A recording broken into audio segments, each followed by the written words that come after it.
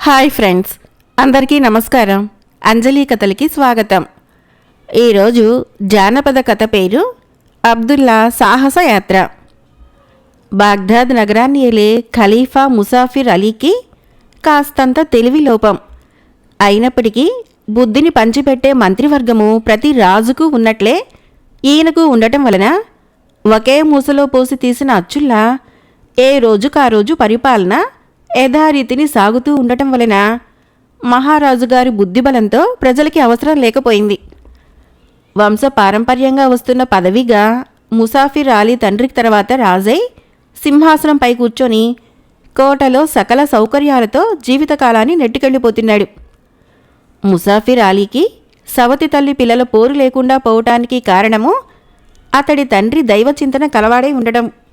కనుక ఏకపత్ని వ్రతుడిగానే జీవితకాలం ముగించటమే ముసాఫిర్ అలీ తల్లిదండ్రులకి ఏకైక సంతానం అవటంతో అదృష్టదేవత కరుణ ఉండటంతో రాజుగా సింహాసనము అధిష్ఠించగలిగాడు. తెలివి తక్కువ ముసాఫిర్ అలీ రాజుగా ఉండటము తెలివిగల అబూ హసన్కి సుతారం నచ్చటం లేదు. అతడు మంత్రివర్గంలో ఒకటిగా ఉంటున్నాడు.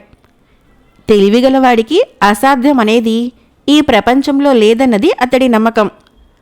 ఆ నమ్మకం సార్థకం చేసేందుకే ముందు బాగ్దాద్ నగరానికి రాజు కావాలనుకుంటున్నాడు.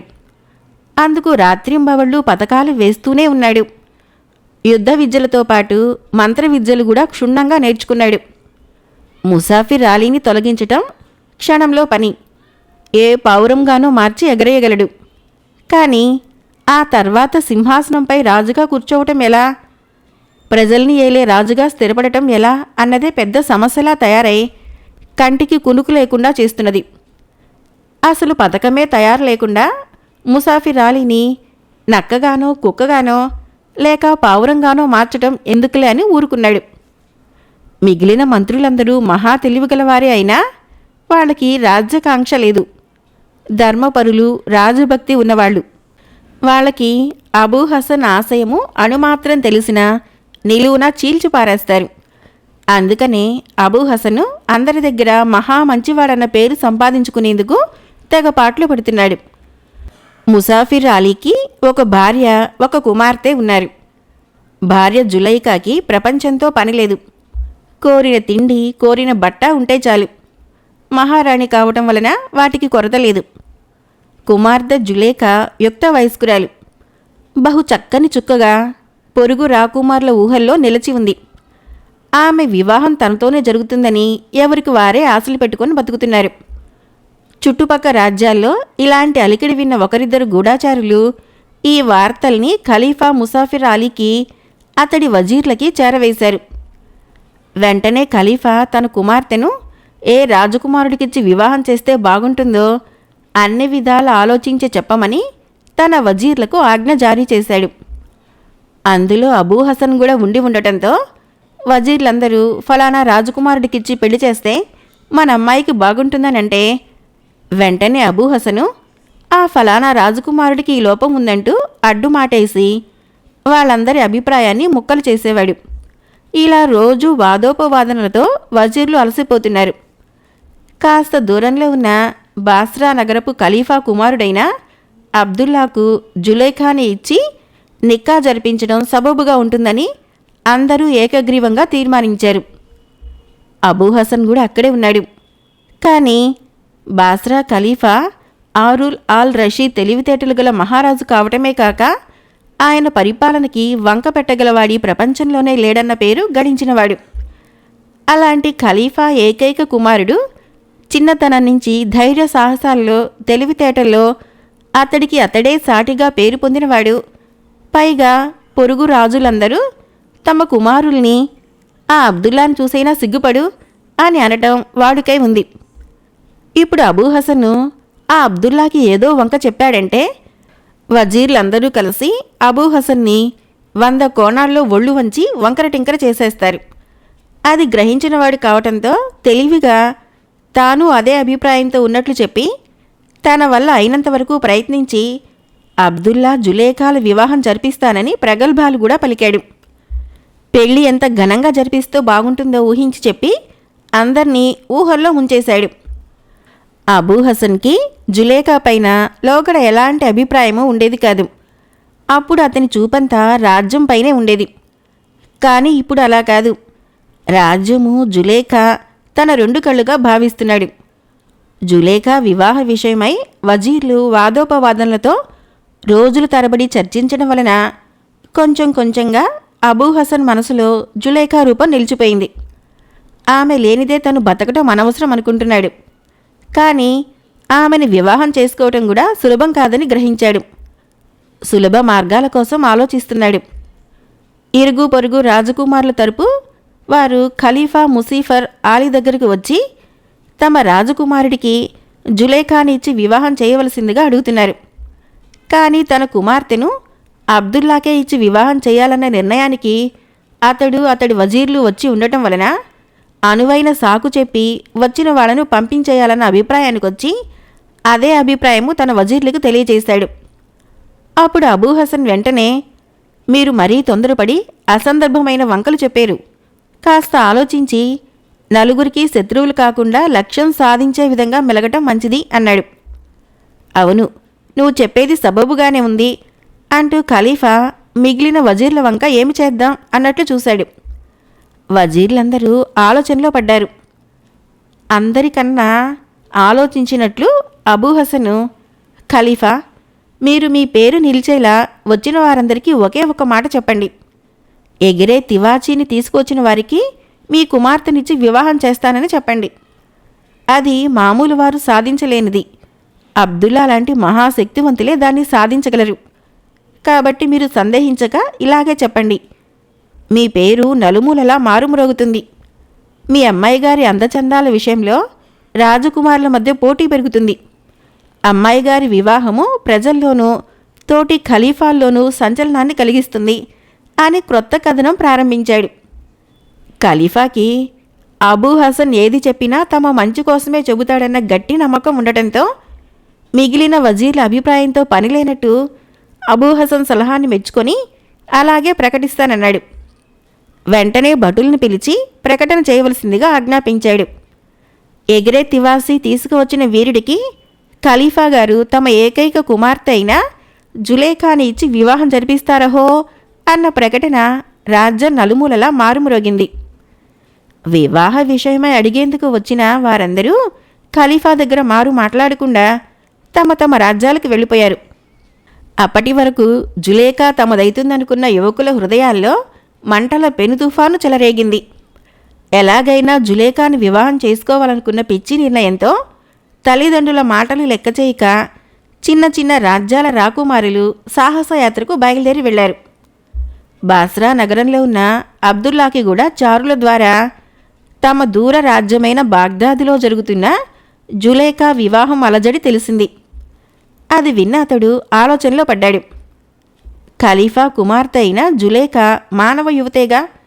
అలాంటి దానికోసము మానవ సాధ్యం కాని ఎగిరే తివాసీ కోసం యువకులు పోటీపడి వెళ్ళటం, జీవితాలని కోల్పోవటం అంతా అసందర్భంగా ఉంది.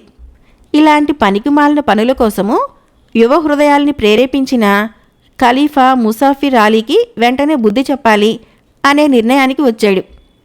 వెంటనే తన తల్లిదండ్రుల దగ్గరికి వెళ్ళి తన మనసులోని మాట ముసాఫిర్ ఆలీకి ఎలా బుద్ధి చెప్పదలిచింది వగైరాలన్నీ వివరంగా చెప్పాడు. అంతా విన్న అతని తల్లిదండ్రులు అపాయమేది రాదన్న ధైర్యంతో కుమారుడి ఆలోచనలకి అంగీకారం తెలిపారు.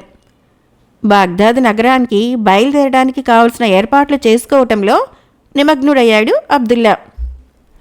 ఖలీఫా ముసాఫిర్ ఆలీని అతడి ప్రధాన వజీరైన అంజాద్ ఏకాంతంగా కలుసుకున్నాడు.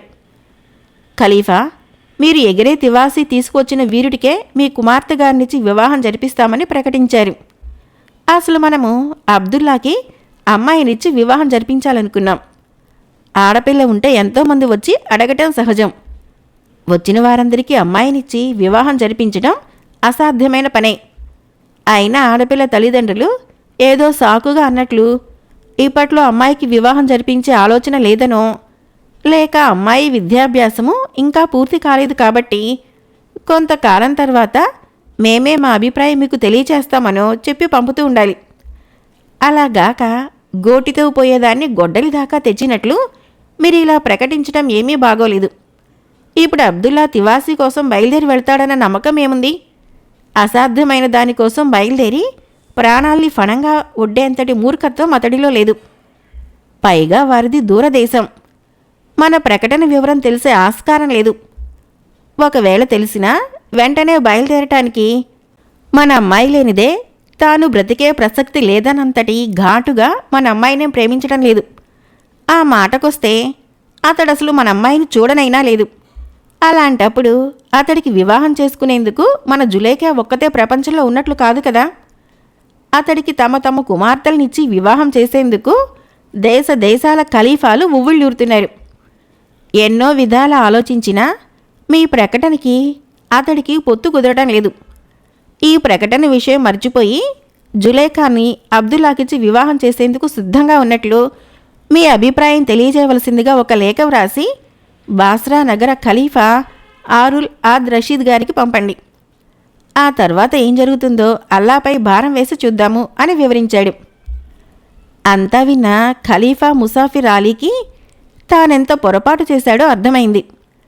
వెంటనే లేఖ వ్రాసి మనిషినిచ్చి బాస్రా నగరానికి పంపాడు.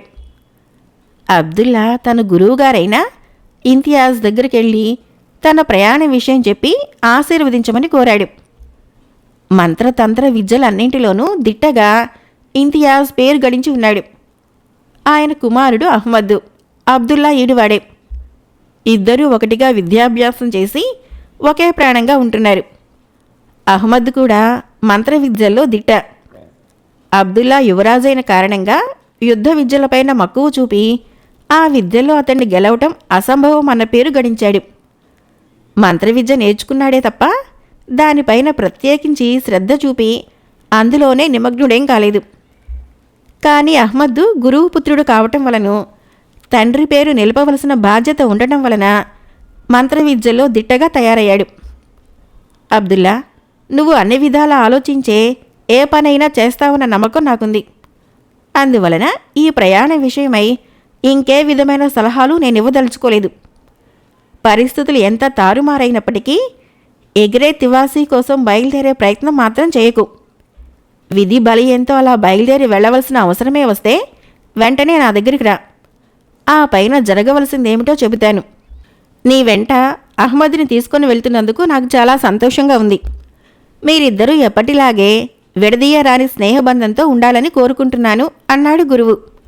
అబ్దుల్లా, అహ్మద్ ఇద్దరు సేవకులు వెంటరాగా బాగ్దాద్ నగరం వైపు ప్రయాణం ప్రారంభించారు. అబూ హసన్కి ఖలీఫా తనకి మాట మాత్రంగానైనా తెలియచేయక బాస్రా నగర ఖలీఫాకి లేఖ పంపిన విషయం తెలిసింది. తన ఆలోచన ప్రకారం ప్రకటించి చివరికి ఇలా ఉత్తరం రాయటము ఖలీఫా తననే అవమానించినంతగా బాధపడసాగాడు. ఒక కార్యం తలపెట్టినప్పుడు అడ్డంకులేర్పడటం సహజమే అన్న ధైర్యంతో తనను తాను సర్దిపుచ్చుకొని ఖలీఫా దగ్గరికి వెళ్ళాడు. పనికిమాలిన మాటలు 4 ఖలీఫాతో మాట్లాడిన తర్వాత, ఖలీఫా గారు బాస్రా నగరానికి లేఖ పంపారట. నాకిప్పుడే ఈ విషయం తెలిసి ఆశ్చర్యపోయాను. నిజమో కాదో అన్న సందేహంతో తమ దర్శనానికి వచ్చాను అన్నాడు. నిజమే, ముక్తసరిగా జవాబిచ్చాడు ఖలీఫా. మీరింత తొందరపడి ఇలా చేస్తారని అనుకోలేదు. దేశ దేశాలలో మీ ప్రకటన గురించే నిద్రాహారాలు మాని రేయింబవళ్లు జనాభా చర్చిస్తున్నారు. అలాంటిది ఇప్పుడు ఉన్నట్లుండి ప్రకటన రద్దు చేసి గుట్టుగా కుమార్తె పెళ్లి ప్రయత్నాలు చేస్తున్నారన్న విషయం ప్రజలకి తెలిస్తే ఇంకేమైనా ఉందా? అమ్మాయి గారిలోనో ఏదో లోపం ఉండడం వలన మీరిలా చేశారని అందరూ రకరకాలుగా అంటారు. లోగడ అమ్మాయిని అడిగేందుకు తమ వాళ్లను పంపిన రాజకుమారులందరూ ఇప్పుడు అగ్నిగుండాల్లా మండిపడుతూ పైకి చెలరేగుతారు. మీరు కావాలనే గర్వంతో వాళ్ళను అవమానపరిచినట్లుగా భావిస్తారు. అమ్మాయి గారి పెళ్లి మాట అటుంచి ప్రస్తుతము నలువైపులా ఉన్న ఖలీఫాల కుమారులు యుద్ధానికి తరలి వస్తారేమోనని నాకు అనుమానంగా ఉంది. అనుమానపడటమేమిటి? అక్షరాల అలాగే జరుగుతుంది. మీరు బాగా ఆలోచించి చెబితే యుద్ధానికి సిపాయిల్ని సిద్ధం చేయిస్తాను. అంతకు మించి వేరే దారి ఉన్నట్లు నాకు అనిపించడం లేదు అని వాపోయాడు. అంతా విన్న ఖలీఫాకి అబూ హసన్ చెప్పిందంతా అక్షరాల నిజమని పంచసాగింది. తరతరాలుగా శాంతియుతంగా యుద్ధం అంటే ఎలాంటిదో తెలియదన్నట్లు ఉన్న తన రాజ్యంలో యుద్ధం చేయవలసి వస్తే సైన్యం నిలబడి పోరాడి జయించగలుగుతుందనే నమ్మకం లేదు. చుట్టుపక్కల ఖలీఫాల కుమారులందరూ కలిసి తమ తమ సేనలను తీసుకుని వచ్చి మూకుమ్మడిగా యుద్ధం చేశారంటే కుమార్తెను భార్యను తీసుకొని పారిపోయే అవకాశం కూడా ఉండదు. ఊబిలో మెడ వరకు కూరుకుపోయిన వాడి పరిస్థితిలా తయారైంది ఖలీఫాకి. అబూ హసన్, ఈ అపాయం నుంచి బయటపడే మార్గం నువ్వే ఆలోచించి చెప్పు అని దీనంగా అడిగాడు. ఖలీఫా గారికి సేవ చేయటానికే ఈ శరీరం. వజీరు పదవిలో ఉన్న నాకు ఆలోచించడం తప్ప మరేం పనుంది? మీరు లేఖ వ్రాసిన విషయము చాలామందికి తెలియనే తెలీదు. ఎవరైనా వచ్చి అడిగితే అబ్దుల్లా ఎగిరే తివాసి తీసుకువచ్చిన తర్వాతనే నా కుమార్తెనిచ్చి వివాహం జరిపిస్తాను. ఆ ఉద్దేశంతోనే అబ్దుల్లాని సాహసయాత్రకు ప్రేరేపించే నిమిత్తము లేఖ వ్రాసి పంపాను. అంతే తప్ప ప్రకటన విరమించుకోవటం లేదు అని స్పష్టంగా చెప్పండి. బాస్రా నగరం నుంచి అబ్దుల్లాకి జులేఖానిచ్చి వివాహం జరిపించేందుకు అంగీకారం తెలియచేస్తూ లేఖ వ్రాసి పంపితే తిరుగులేఖలో మీకు నా ప్రకటన సారాంశం తెలిసే ఉంటుంది. ఎగిరే తివాసి తీసుకువచ్చిన వీరుడికి జులేఖాని ఇచ్చి వివాహం జరిపిస్తానని ప్రకటించి ఉన్నాను. మీ కుమారుడు ఎగిరే తివాసి సాధించుకొని వచ్చి మీ పేరు మా పేరు చరిత్రలో నిలుపుతాడనే ఆశతోనే నా కుమార్తెను మీ కుమారుడికిచ్చి వివాహం జరిపేందుకు అంగీకారం కోరుతూ లోగడ మీకు లేఖ వ్రాశాను. అందుకు మీరు అంగీకరించారు. ఇహ మీ అబ్బాయిని సాహసయాత్రకి పంపుతారని ఆశిస్తున్నాను. అతను విజయం సాధించుకొని తిరిగి రావాల్సిందిగా అల్లాను ప్రార్థిస్తున్నాను అని మీరు లేఖ వ్రాసి పంపండి. ఆ తర్వాత వెళ్ళి ఎగిరే తివాసి సాధించుకొని వచ్చి జులేఖాను వివాహం చేసుకుంటాడు. ఇందులో మీరు సందేహించవలసిందేమీ లేదు అని అబూ హసను నూరిపోశాడు. స్వతహాగా తెలివిలేని ముసాఫిర్ అలీకి అబ్దుల్లా, అహ్మద్దు నగరాలు గ్రామాలు దాటుకొని చివరకు బాగ్దాద్ నగరం చేరుకున్నారు. అప్పటికే పొద్దుపోవటం వలన ఒక సత్రంలో విడిదికి దిగారు. ప్రయాణ బడలిక తీరేందుకు ఇద్దరూ కలిసి స్నానశాలకు వెళ్లారు.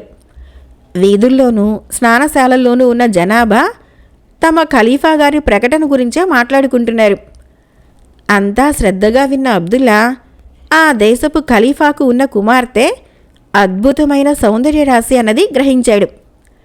ఖలీఫా చాలా మంచివాడని కూడా తెలుసుకున్నాడు.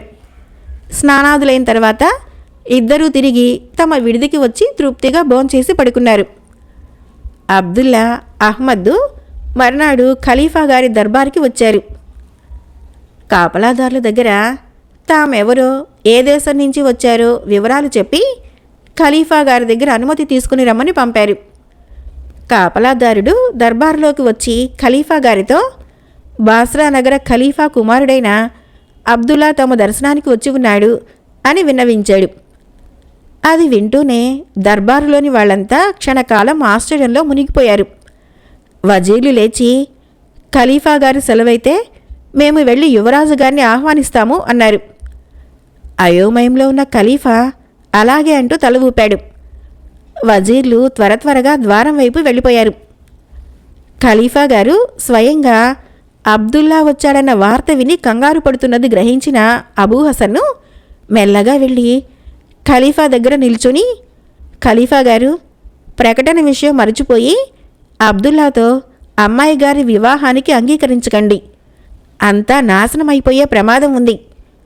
లోగడ అనుకున్నట్లే అతడికి చెప్పి తివాసి తీసుకుని రమ్మని సాహసయాత్రకి పంపండి అని చెవిలో ఊదాడు. దర్బారులోకి రాజ మర్యాదలతో అబ్దుల్లాను ఆహ్వానించారు వజీర్లు. అబ్దుల్లా వెంట వచ్చిన అహ్మద్దు తమకి ఏర్పాటు చేసిన ఉచిత ఆసనాల్లో కూర్చుంటూ ఖలీఫా గారికి అభివందనలు తెలియజేశాడు. వారి వెంట వచ్చిన సేవకులిద్దరూ తమతో తీసుకువచ్చిన సామాగ్రిని పట్టుకునే తమ యజమానుల పక్కన నిలుచున్నారు. అహ్మద్దు లేచి నుంచొని, ఖలీఫా గారు, తమ ప్రకటన విషయం మా యువరాజు గారికి తెలిసింది. అందుకనే రాజకుమార్తెని వివాహం చేసుకునే నిమిత్తము ఎగిరే తివాసి తీసుకొని వచ్చి ఉన్నాడు అని చెప్పాడు. అది వింటూనే అబూ హసన్ పై ప్రాణాలు పైనే పోయినట్లు అనిపించింది. ఆయన తమాయించుకొని లేచి నిలబడి, తివాసీని ఇంత త్వరగా సాధించుకోవచ్చిన మీ యువరాజు గారిని ఎలా అభినందించాలో నాకు తెలియటం లేదు. నాతో పాటు ఈ దర్బార్లోని వారికి ఎగిరే తివాసి ఎలా ఉంటుందో, అది ఎలా ఎగురుతుందో కళ్ళారా చూడాలన్న ఉత్సాహం మెండుగా ఉంది. కాబట్టి దయతో తివాసి చూపించవలసిందిగా వేడుకుంటున్నాను అని అతి వినయంగా పలికి ఖలీఫా గారి వంక తానేం పొరపాటు చేయలేదు కదా అన్నట్లు చూశాడు. మెచ్చుకోలుగా చిరునవ్వు నవ్వాడు ఖలీఫా. దర్బారులోని అందరి కళ్ళు అబ్దుల్లా పైనే నిలిచి ఉన్నాయి. అహ్మద్ సేవకులను వారు తీసుకువచ్చిన దానిని విప్పమన్నాడు. ఇద్దరు సేవకులు దర్బారు మధ్యలో తాము తీసుకువచ్చిన దాన్ని విప్పారు. అది చాలా అద్భుతంగా నేసి ఉన్న తివాసి. దాని అందాన్ని చూడటానికి రెండు కళ్ళు చాలవన్నట్లు అనిపిస్తుంది.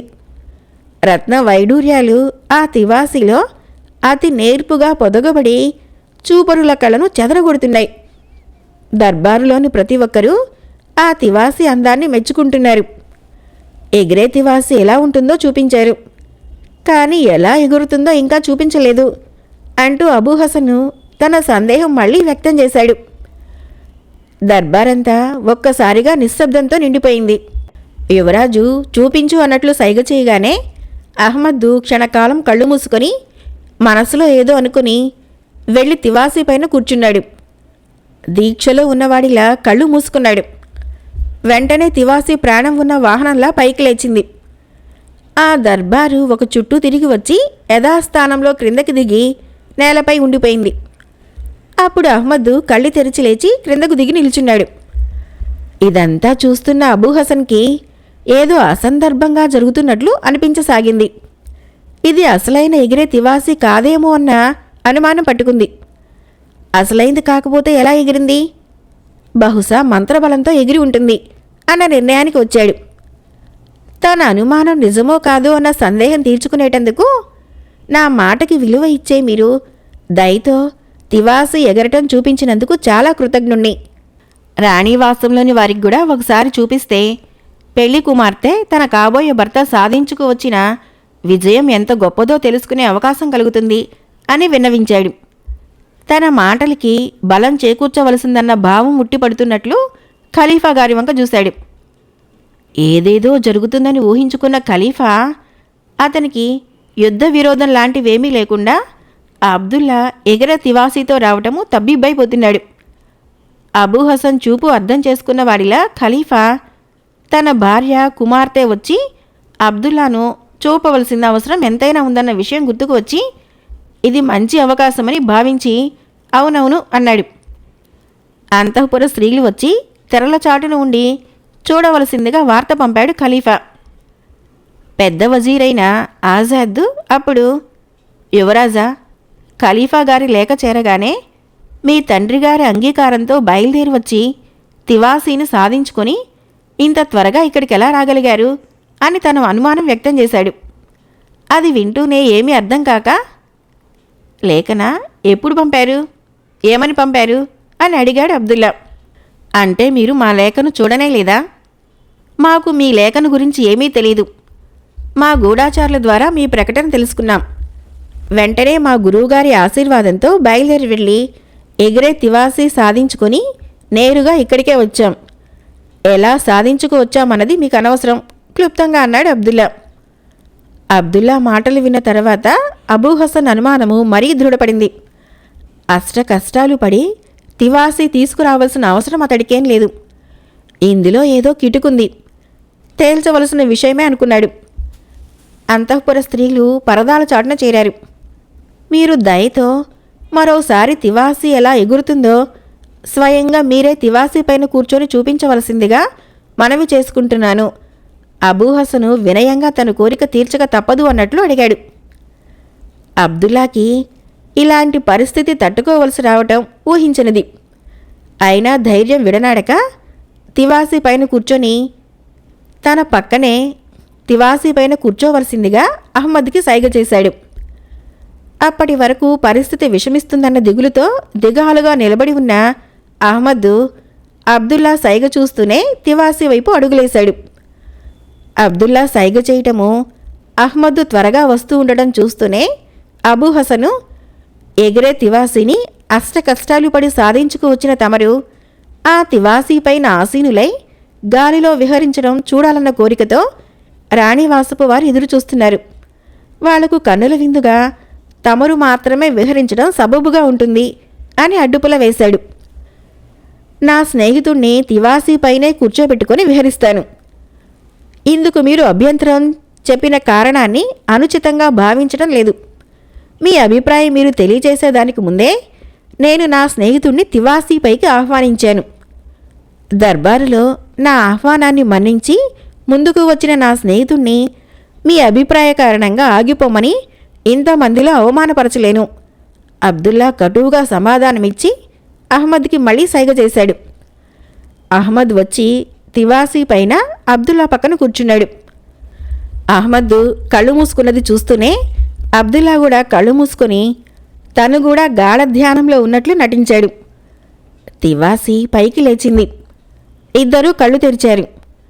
మళ్ళీ తివాసీ దర్బారు చుట్టూ తిరిగి వచ్చి యథాస్థానంలో క్రిందకు దిగింది. ఇద్దరూ లేచి తివాసీ వదిలి యువతలకు రాబోయారు. యువరాజు గారు, ఒక్క క్షణం ఆగండి. మీ స్నేహితుణ్ణి అగౌరవపరచకూడదని నా కోరికను త్రోసిపుచ్చి మీ ఇష్టప్రకారమే నడుచుకున్నారు. అందుకు నేనేం బాధపడటం లేదు. కానీ ఇప్పుడు మాత్రము మా అందరి తరపున నా కోరికను మన్నించి మీరు మాత్రమే తివాసీలో విహరించి మా దర్బారులో మా గౌరవాన్ని మాకు మిగిల్చవలసిందిగా వేడుకుంటున్నాను. అబూ హసన్ ఓర్పును సమకూర్చుకుంటూ అడిగాడు. మిగిలిన వజీర్లందరూ అబూ హసన్ వైపు యువరాజుగారిని ఇలా విసుగు పెడుతున్నాడేమిటా అన్న కోపంతో చూశారు. పరదాల వెనక ఉన్న జులేఖా తన కోసమే శ్రమపడి సాధించుకువచ్చిన తివాసీ పైన అబ్దుల్లా ఎన్నిసార్లు ఎక్కినా చూస్తూ తన్మయత్వంలో మునిగిపోయేలా ఉంది. మహారాణి గారికి కూడా అబ్దుల్లా బాగా నచ్చాడు. తన కుమార్తెకు ఈడైన వాడే ఎగిరే తివాసీని సాధించుకువచ్చేలా కరుణ చూపిన అల్లాకి కృతజ్ఞతలు తెలుపుకుంది. మీ ఇష్ట ప్రకారం కూర్చొని లేవటానికి నేనేమైనా ఆటబొమ్మని అనుకుంటున్నారా? ఇప్పటికి 2 సార్లు ప్రకటన ప్రకారం ఎగిరే తివాసిని తీసుకువచ్చానన్న విషయం నిరూపించుకున్నాను. రోజంతా నిరూపణకే వినియోగించవలసిన అవసరం నాకు లేదు. ఇహ మీ అభిప్రాయం తెలియచేయటం మంచిదని భావిస్తున్నాను అని ఖలీఫాను ఉద్దేశించి అబ్దుల్లా అన్నాడు. అబూ హసను త్వరగా లేచి ఖలీఫా దగ్గరికి వెళ్ళి, ఖలీఫా గారు ఒకసారి తివాసీ పైన కూర్చొని దర్బారులో ఒక చుట్టూ తిరిగి ఆ తర్వాత తమ అభిప్రాయం వెల్లడించడం సబబుగా ఉంటుంది. ఇరువైపులా తివాసీని పరీక్షించిన తృప్తి కూడా ఉంటుంది. పైగా మీ ప్రకటన ప్రకారం తీసుకువచ్చిన తివాసీని ఎలా ఉపయోగించాలో తమరు తెలుసుకుని ఉండటం మంచిది. తివాసీ తాము స్వాధీనపరుచుకొని అమ్మాయినిచ్చి నిక్కా జరిపించిన తర్వాత ఏ కారణం చేతనైనా వాళ్ళు తమకు తివాసీ ఎలా ఉపయోగించాలో తెలియచేయలేకపోతే అప్పుడు వాళ్ళనేమీ చేయలేం. కాబట్టి ముందు చూపుగా అన్నీ ఇప్పుడే తెలుసుకోవడం మంచిది అని గుక్క ఆపుకోకుండా చెప్పాడు. అబూ హసను మాటల మాయాజాలానికి ఎప్పుడూ లోనైనట్లే ఖలీఫా ఇప్పుడు కూడా లోనయ్యాడు. సింహాసనం దిగి వడివడిగా అడుగులు వేసుకుంటూ తివాసీ దగ్గరకు వచ్చాడు. యువరాజా, నా ప్రకటన ప్రకారం సాధించుకువచ్చిన ఈ తివాసీ పైన నేను కూర్చొని విహరించిన తర్వాతనే పరిపూర్ణ సంతృప్తితో మిగిలిన విషయాలు మాట్లాడుకుందాం. ముందు తివాసీని ఎలా ఉపయోగించాలో చెప్పండి. మాట గాని మంత్రం గాని ఉందా అని అడుగుతూ వెళ్ళి తివాసీ పైన కూర్చున్నాడు. తివాసీ వైపుకి అడుగులేస్తున్న అహ్మద్ని చూసి, ఆగండి ఆగండి, నేను మాత్రమే విహరించాలనుకుంటున్నాను, నాకు తోడు అవసరం లేదు అన్నాడు.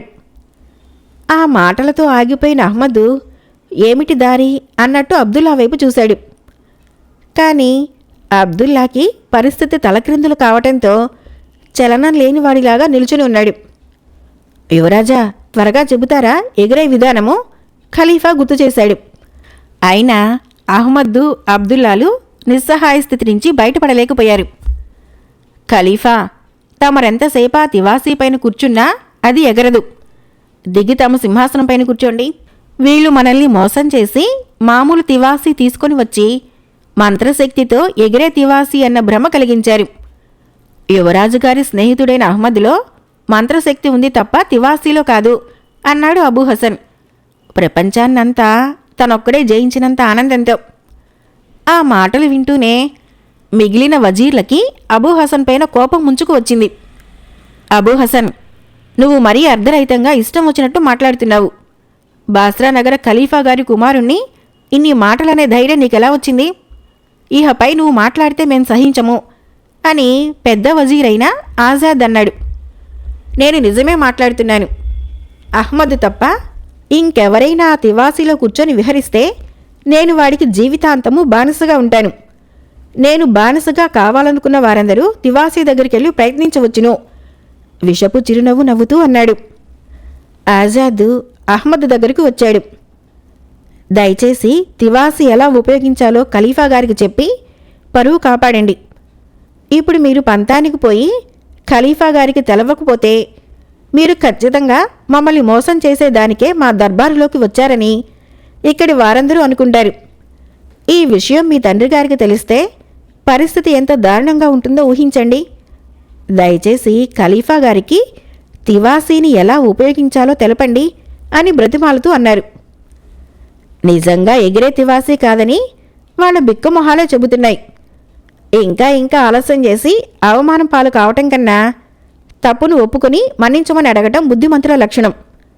అబ్బాయిలు, మీరెందుకిలా చేశారో వివరించి ఖలీఫా గారి దగ్గర క్షమాభిక్ష వేడుకొని మీ ఊరు చేరండి. ఎగతాళి చేస్తూ అబూ హసన్ అన్నాడు. మాకు శక్తి సామర్థ్యాలు లేనప్పుడే మరొకరి దగ్గర క్షమాభిక్ష వేడుకోవాలి.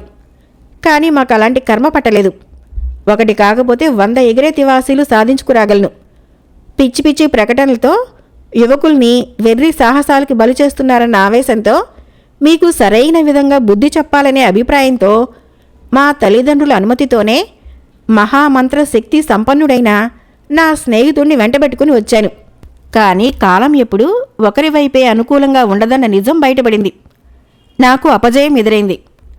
జయాపజయాలని సమరీతిలో ఎదుర్కోగలిగిన వాడే వీరుడు. అందువలననే నేనిప్పుడు మీకించపడటం లేదు, ధైర్యంగా జవాబిచ్చాడు అబ్దుల్లా. అది వింటూనే కల్లా కపటం తెలియని ఖలీఫా హతాశుడైపోయాడు. అతడికి తన ప్రకటన వెర్రి ప్రకటనగా జమకట్టిన అబ్దుల్లా పైన కోపం పెల్లుబికింది. మీ తండ్రి గారు బాస్రా ఖలీఫా గారైనంత మాత్రాన ఇరుగు పొరుగు ఖలీఫాల్ని అవమానించి వెర్రి దద్దమ్మల క్రింద జమకట్టేందుకు తగుదునమ్మా అంటూ నిన్ను పంపటం సహించరానిది.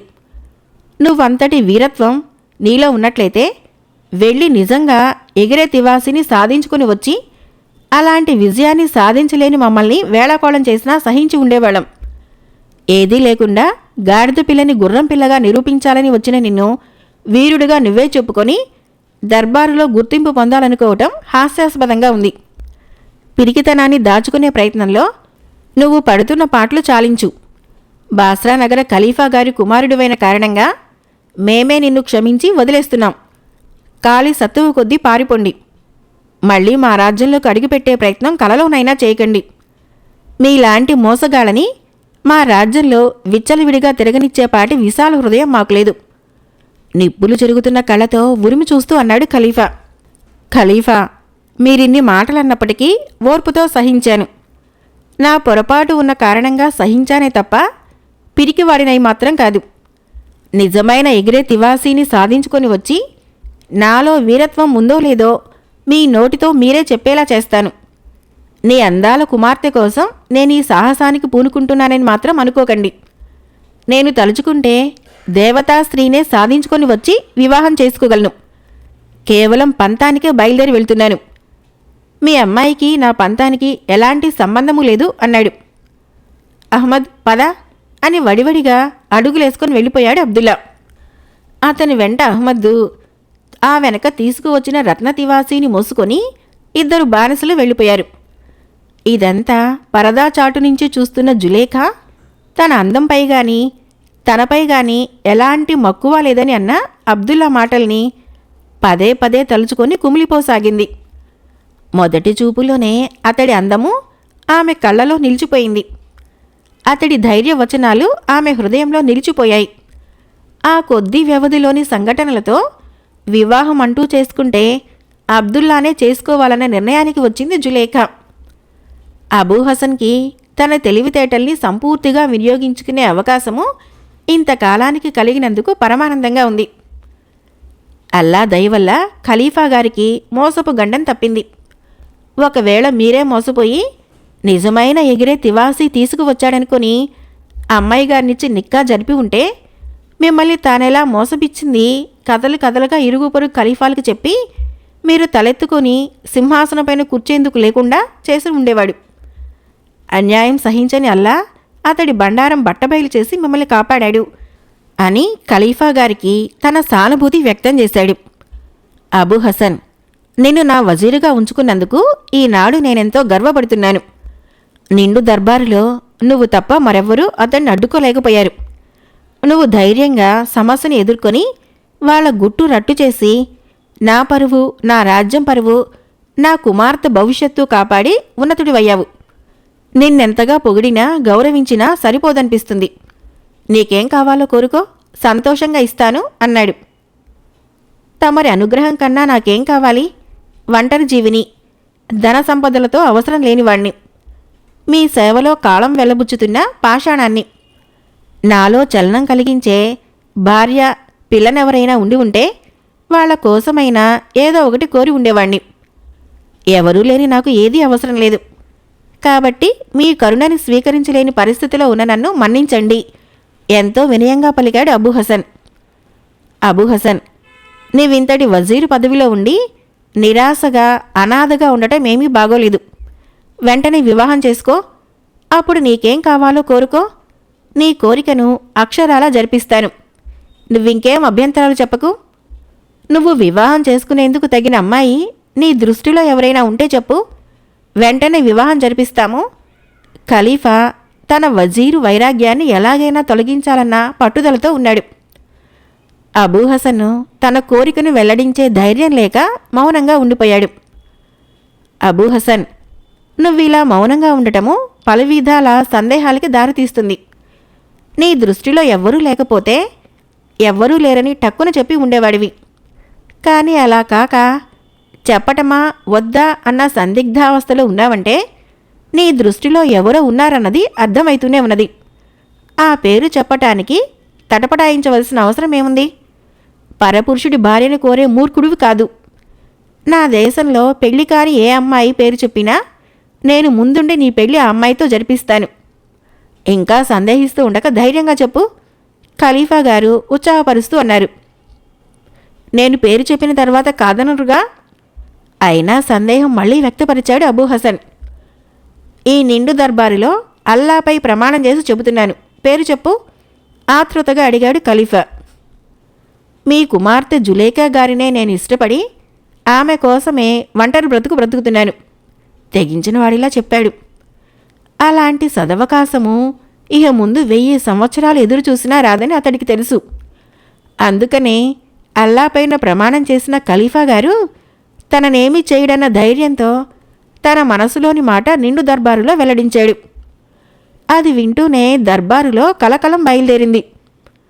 అనుకోని పిడుగుపడి బ్రద్దలైన అగ్నిపర్వతంలా అందరి హృదయాలు అబూ హసన్ పైన లావాని వదజల్లుతున్నాయి.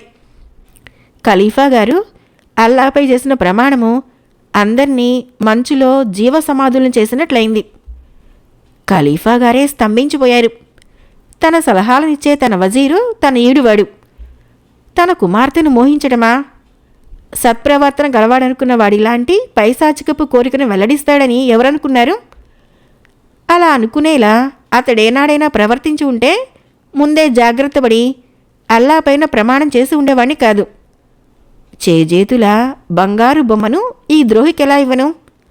ఇలా ఆయన హృదయము గట్టున పడిన చేపలా విలవిల్లాడుతోంది.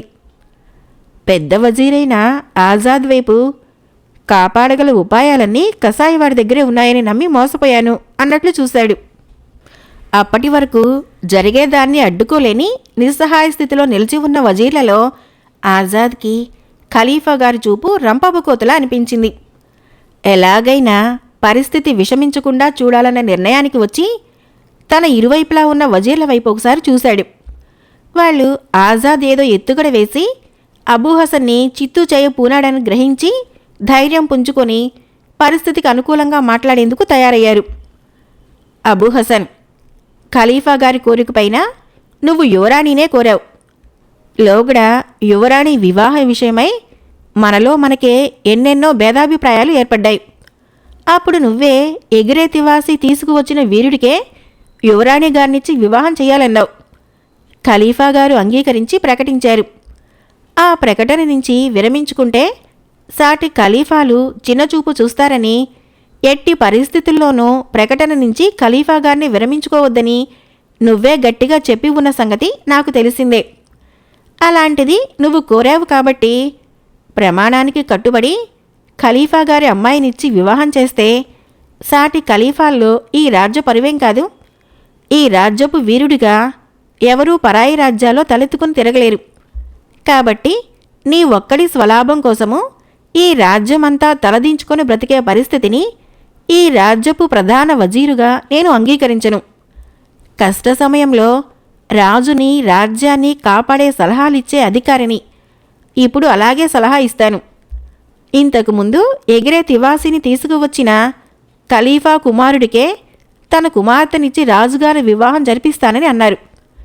కానీ నిండు దర్బారులో నీకు ప్రమాణం చేసిన కారణంగా రాజకుమారులాగా నువ్వు వెళ్ళి ఎగిరే తివాసీని సాధించుకొని వచ్చి యువరాణి గారిని వివాహం చేసుకునే హక్కును, ఈ రాజ్యపు పరువును కాపాడబడే దృష్ట్యా నీకు ఖలీఫా గారు ఇవ్వవలసిందిగా నేను సలహా ఇస్తున్నాను. ఈ దర్బారులో ప్రముఖులు ఖలీఫా గారు బాగా ఆలోచించుకొని ఈ విషయమై తీర్పు వెలుబుచ్చగలరని ఆశిస్తున్నాను అన్నాడు. ఆజాద్ మాటలు వింటూనే అబూ హసన్కి తన ఊహలన్నీ బంగారు మేడలు కాబోతున్న సమయంలో అంతా భ్రమే అన్నట్లుగా ఆ మేడ చెదిరిపోతున్నట్లు అనిపించింది. కార్యం విఫలం చేసేందుకు ఆజాద్ పూనుకున్న తర్వాత అతన్ని ఎదుర్కొని నెట్టుకు రావాలనుకోవటం అవివేకమని లోగడ ఎన్నోసార్లు ప్రత్యక్ష సాక్షిగా తెలుసుకుని ఉండటంతో నవనాడులు కృంగిపోయిన వాడిలా ఊరుకుండిపోయాడు అబూ హసన్. దర్బారులోని వారితో పాటు ఖలీఫా గారి కళలో కూడా జీవం కనిపించింది. ఆజాద్ అన్న ప్రతి మాటకు చిగురాకే ఆశలు గుబురుగా మారింది. క్రొత్త ఉత్సాహంతో ప్రధాన వజీరు గారి ఆలోచనకి అంగీకారం తెలియచేస్తున్నాను. దర్బారులోని వారు ఎవరికైనాను ఎలాంటి అభ్యంతరం ఉన్నా వెంటనే తెలుపవలను అన్నాడు. టీవీగా తన సింహాసనంలో కూర్చున్నాడు ఖలీఫా. ఎలాంటి అభ్యంతరమూ లేదు. మాకందరికీ ప్రధాన వజీరు గారి సలహా అంగీకారమే అని దర్బారు ఏకకంఠంతో జవాబిచ్చింది. అబూ హసన్, ఎగిరే తివాసీని సాధించుకుని వచ్చి యువరాణి గారిని వివాహం చేసుకునే అర్హత నీతో రాజకుమారులందరికీ ఉంది కాబట్టి ఆలస్యం చేయక త్వరగా వెళ్ళి త్వరగా కార్యం సాధించుకునిరా. ఆజాద్ చిరునవ్వుతో అబూ హసన్ని హెచ్చరించాడు. తనని హేళన చేస్తున్నాడని గ్రహించిన అబూ హసను చిరుబురులాడుతూ దర్బార్ నుంచి వెళ్ళిపోయాడు. ఆజాద్, అబూ హసన్ మాయాజాలంలో చిక్కుకున్న నన్ను సమయానుకూలంగా కాపాడావు. మా తండ్రి గారికి మీ తండ్రి గారు, నాకు నువ్వు ప్రధాన వజీర్లుగా లభించడం నా అదృష్టంగా భావిస్తున్నాను. నీకేం కావాలో కోరుకో అని ఈసారి అనను. నా హృదయంలో నీకే ప్రథమ స్థానం ఇస్తున్నాను అంటూ ఖలీఫా సింహాసనం దిగి వచ్చి ఆజాద్ని కౌగలించుకున్నాడు. బాస్రా నగరం చేరిన అబ్దుల్లా అవమానంతో దహించుకుపోతున్నాడు. జరిగిందంతా దాచకుండా తల్లిదండ్రులకు చెప్పాడు. తానీ అవమానం నుంచి బయటపడాలంటే ఎగిరే తివాసీని సాధించక తప్పదని, అందుకు తల్లిదండ్రులు అనుమతించవలసిందిగా వేడుకున్నాడు. చిన్నప్పటి నుంచి మహాపౌరుషవంతుడిగా పెరిగిన అబ్దుల్లాకి ఏర్పడిన అవమానము అతన్ని నిలువునా దహించివేస్తుందని గ్రహించిన తండ్రి విధిలేక అంగీకరించి భార్యను సమాధానపరిచాడు. అబ్దుల్లా నేరుగా గురువుగారి దగ్గరికి వెళ్ళాడు. అప్పటికే అహ్మద్ ద్వారా జరిగిందంతా తెలుసుకుని ఉన్న ఇంతియాజు సాదరంగా అబ్దుల్లాని ఆహ్వానించాడు. నాయనా, జరిగిందంతా ఎవరి ప్రమేయం లేకుండా విధివ్రాత ప్రకారం జరిగింది. నువ్వు కించబడవలసిందేమీ లేదు. ఎగిరే తివాసి సాధించే యోగం నీకు ఉండే నువ్వు అనుకున్నదంతా తారుమారై ఎగిరే తివాసి కోసం బయలుదేరవలసిన అవసరం నీకేర్పడిందని నేను అనుకుంటున్నాను. కాబట్టి ధైర్యంగా వెళ్ళి విజయంతో తిరిగిరా. నీకు తోడుగా నా కుమారుని కూడా పంపుతున్నాను. ఇప్పుడు వెళుతున్న కార్యానికి మంత్రశక్తి కన్నా భుజబలము, బుద్ధిబలమే ఎక్కువ అవసరపడుతుంది. కాబట్టి ప్రతిదీ ఆలోచించి గొడ్డలితో పనిపడేదానికి గోటితోనే పనిపడేలా పరిస్థితుల్ని మలుచుకొని మెళుకువలు తెలుసుకొని ముందడుగు వేసి కార్యం సాధించుకునిరా. దూర ప్రయాణానికి కావలసిన విధంగా ఇద్దరూ ప్రయాణపు ఏర్పాట్లు చేసుకొని బయలుదేరే ముందు నా దగ్గరికి రండి. ఎగిరే తివాసీ కోసం మీరేం చేయవలసింది అప్పుడు చెబుతాను అన్నాడు. ఇంతియాజ్ మాటలతో ఇద్దరు యువకులు ఎగిరే తివాసీని సాధించినంత ఉత్సాహంతో ప్రయాణం ఏర్పాట్లలో మునిగిపోయారు. ఇంతియాజు దీక్షలో కూర్చొని తన దైవాన్ని ప్రార్థిస్తూ ఎగిరే తివాసీ యొక్క సంపూర్ణ వివరాల కోసం ప్రయత్నిస్తున్నాడు. గుర్రాలకి పేరు మోసినది అరేబియా దేశం అయినప్పటికీ అందులోనూ మరీ మేలుజాతిగా పేరెన్నికగన్న 2 తెల్ల గుర్రాలని ప్రయాణానికి ఏర్పాట్లు చేసుకున్నారు. దారి ఖర్చులకంటూ ఒక్కొక్క గుర్రం పైన 2 పెద్ద సంచులతో ధనం ఉంచారు. బంధుమిత్ర పరివారం దగ్గర సెలవు తీసుకొని ఇద్దరూ ఇంతియాజ్ దగ్గరికి వచ్చారు. దీక్ష ముగించిన ఇంతియాజు కళ్ళు తెరిచి భక్తి శ్రద్ధలతో నిల్చుని ఉన్న అబ్దుల్లాని తన కుమారుణ్ణి చూశాడు. ఏమీ మాట్లాడకుండా గుప్పడి పొడేదో తీసి తన ముందు నిప్పుల గుండంలో చల్లాడు. బగ్గున అంటుకున్న నిప్పుల్లో నుంచి దట్టమైన మేఘాల వంటి పొగలు గది నిండా పరుచుకున్నాయి. అబ్దుల్లా, అహ్మద్, మీరిద్దరూ కళ్ళార్పకుండా ముందుకే చూస్తూ ఉండండి.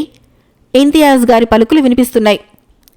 ఇద్దరూ కళ్ళు మండుతూ నీరు కారుతున్నప్పటికీ నిబ్బరంగా ముందుకే చూస్తున్నారు. దట్టమైన మంచు తెరల మధ్య నుంచి కనిపిస్తున్నట్లు వాళ్ల కళ్ళ ముందు ఏవేవో దృశ్యాలు కనిపించటం ప్రారంభమైంది. మెల్లమెల్లగా మబ్బులన్నీ వెలుగుకి విచ్చుకుంటున్నట్లు దృశ్యాలు వివరంగా కనిపించటం ప్రారంభమైంది. సముద్ర ప్రాంతం నుంచి మబ్బు రూపం ఒకటి అతి వేగంగా గుర్రంపై వెళుతున్నట్లు ప్రయాణిస్తున్నది. అది కొండలు, లోయలు, ఇసుక ఎడారులు దాటుకుని వెళుతుంది. ఎడారి మధ్యలో ఓయాసిస్ దగ్గర ఆగింది. ఆ ప్రాంతమంతా ఖర్జూరపు చెట్లతో కళకళలాడుతూ ఉంది. అలా ముందుకి దేనికోసమే వెతుకుతున్నట్లు మెల్లగా నడిచి వెళుతుంది. దానికి పెద్ద నల్ల రాతి కొండ ఎదురైంది. కొండ దగ్గరికి వెళ్ళి తాళం చెవితో రాతిలో మలచబడి ఉన్న తాళం తీసింది. అప్పటి వరకు ఒకే నల్లరాయిగా ఉన్న దానిలో తలుపు ఏర్పడి కిర్రుమన్న చప్పుడుతో తెరుచుకుంది. మబ్బులాంటి ఆకారము ఆ తలుపులో నుంచి లోపలికి వెళ్ళిపోయింది. తలుపు ఎప్పటిలా మూసుకుంది. వెంటనే తలుపు మాయమైపోయి కొండరాయి యథాప్రకారంగా ఉంది. అంతటితో ఆ దృశ్యం మాయమైపోయింది. నాయన్లారా, ఇప్పుడు మీరు చూసిందంతా మీ ప్రయాణ మార్గం. ఇద్దరూ ఏకాగ్రతతో గమనించారనుకుంటాను. సముద్ర తీరాన మీ తండ్రి గారి వేసవికాల విడిది భవనం దగ్గరికి వెళ్ళి భవనం కుడివైపుగా సముద్ర తీరం వెంట ప్రయాణిస్తే 4 క్రోసుల దూరంలో ఒక వింత చెట్టు కనిపిస్తుంది. సూర్యుడు నడినెత్తిన ఉండే సమయానికి మీరిద్దరూ చెట్టు దగ్గరికి చేరుకోవాలి. మీ గుర్రాల్ని కాస్త దూరంలో ఉన్న ఖర్జూరపు చెట్లకు కట్టేసి వింత చెట్టు పైకెక్కి కూర్చోండి. ఆ తర్వాత జరిగేదంతా చూస్తూ మీ తెలివిని ఉపయోగించుకుంటూ సమస్యల్ని పరిష్కరించుకోండి అన్నాడు. ఇద్దరూ ఆయనకు వందనం చేసి గుర్రాలెక్కారు. తీరం వెంట 4 క్రోసుల దూరం వెళ్ళిన తర్వాత వాళ్ళకి వింత చెట్టు కనిపించింది. ఇద్దరికీ ప్రాణం లేచి వచ్చినట్లు అనిపించింది. అలాగే కాస్త దూరం వెళ్ళి అక్కడున్న ఖర్జూరపు చెట్లకి గుర్రాల్ని కట్టేశారు. ఆయాసంతో చెట్టు మొదట నిలిచారు. అప్పటి వరకు ప్రశాంతంగా కాకపోయినప్పటికీ ఏవో కొద్దిపాటి అలలతో మామూలుగా ఉన్న సముద్రము ఒక్కసారిగా ఉప్పొంగుతున్నట్లు పెద్ద పెద్ద అలలు హోరున చప్పుడు చేస్తూ గట్టును తాకుతున్నాయి. ఉన్నట్టుండి సముద్రంలో ఏర్పడిన ఈ మార్పుకి ఇద్దరూ విస్తుపోతూ సముద్రాన్నే చూస్తున్నారు.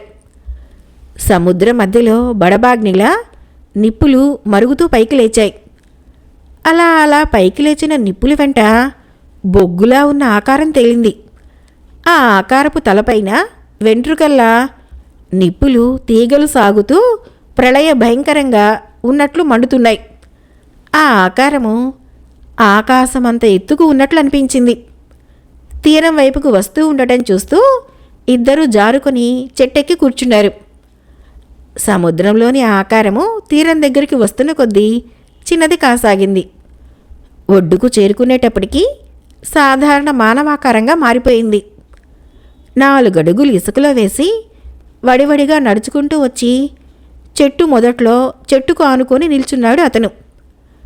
చెట్టుపైన ఉన్న ఇద్దరు ఊపిరి బిగబట్టి చూస్తున్నారు. అతడు తన నడుం పట్టీలో నుంచి చిన్న ముక్కుపొడి డబ్బా వెలుపలికి తీశాడు. దాని మూత తీసి రెండవ అరచేతిపైన బోర్లించి పైకి తీశాడు.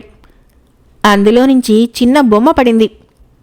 ముక్కుపొడి డబ్బాని యథాప్రకారంగా నడుం పట్టీలో ఉంచేశాడు. తన అరచేతిలో ఉన్న బొమ్మని తన పక్కనే ఉన్న ఇసుకపైన ఉంచి ఏదో మంత్రం చదివాడు. బొమ్మ కొంచెం కొంచెంగా పెరిగి మానవ పరిమాణమంత పెరిగింది. అదొక స్త్రీ బొమ్మ. ఆ బొమ్మ శరీరమంతా గొలుసులతో బంధించబడి ఉంది. అతడు ఆ బొమ్మకి ఉన్న గొలుసులు, ఆ గొలుసులకి ఉన్న తాళాలు అన్నీ సరిగ్గా ఉన్నాయో లేవో అన్నట్లు చూసి అన్నీ సరిగ్గానే ఉన్నాయన్న తృప్తి కలిగిన తర్వాత బొమ్మ తొడపైన తల పెట్టుకుని పడుకున్నాడు. ఆ బొమ్మ మొహంలోకే చూస్తూ ఆ అందానికి ముగ్ధుడైతూ ఏదో మంత్రం చదివాడు. వెంటనే ఆ బొమ్మ సజీవ స్త్రీగా మారింది. ఆ స్త్రీ తన మొహం వంకే చూస్తున్న అతన్ని చూసి పకపక నవ్వి, జిన్నాద్, ఇంకెన్ని వేల సంవత్సరాలు ఇలా నన్ను బంధించి ఉంచుకుంటావు? నీకు విసుగే కలగటం లేదా అని అడిగింది. నీ అందాన్ని చూస్తూ ఎన్ని వేల సంవత్సరాలైనా గడిపేస్తాను. కానీ నువ్వు లేకుండా ఒక్కరోజు కూడా నేను గడపలేను. నీ కరుణ కోసం పడిగాపులు కాస్తున్న నాపై ఏదో ఒకరోజు నీకు ప్రేమ కలగక మానదన్న ఆశతోనే నిన్ను బంధించి ఉంచాను. నీ మనస్సు మారిన రోజు బందీవైన నిన్ను కాపలా కాసే నాకు విముక్తి లభిస్తుంది. అంతవరకు ఈ స్థితి మారదని నీకు నాకు తెలుసు. కాసేపు నీ ఒడిలో నిద్రపోయినా తృప్తి నాకు మిగిలినయ్యి అంటూ జిన్నాద్ అనబడే అతను కళ్ళు మూసుకున్నాడు. మరుక్షణంలోనే గాఢ నిద్రలోకి జారి గుర్రు పెట్టసాగాడు.